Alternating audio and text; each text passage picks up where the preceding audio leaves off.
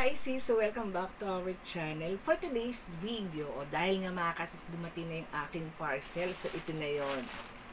So itong mga parcel na bubuksan natin ay magagamit ko po ito dahil nga meron tayong ganap. Oo mga kasis, ilang araw na lang, days na lang po, paalis na po kami dahil meron tayong mga pupuntahan.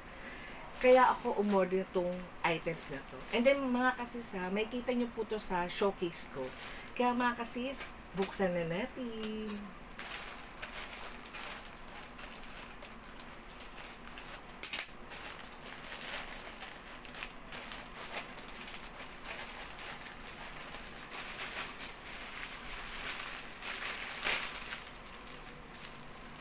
So, ayan mga kasis. So, umorder po tayo ng compressor bag.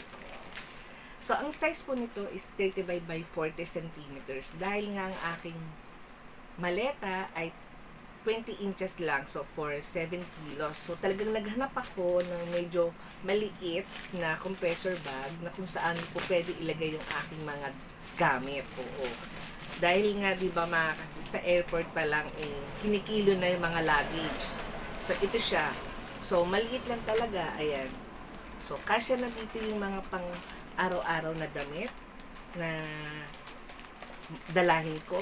And then, mga kasisa, mas makakatipid kasi tayo sa sa bigat kung ganito yung paglalagyan ng damit natin. At least, medyo gagaan ng konti dahil nga, hindi naman po ako check-in luggage. Lang po ako, hand carry lang.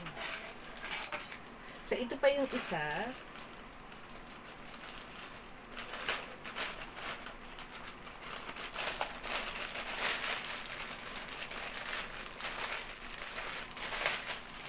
So, ayan mga kasis.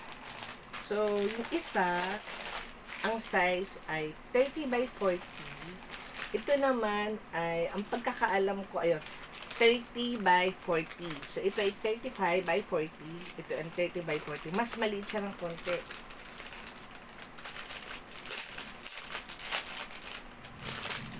So, ayan mga kasis. Siyempre, ito lang in-order ko dahil meron akong electric pump. So, ito lang talaga yung kailangan ko. So, marami naman akong in-order na compressor bag, pero hindi ko kasi nasukat yung luggage. So, yung iba, malaki. So, hindi kakasya.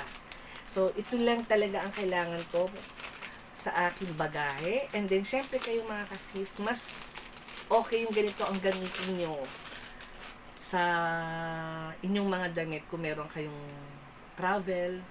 Kasi yung mga gamit natin o yung mga damit natin, mas makukompress siya talaga at mas gagaan ng konti. O, diba?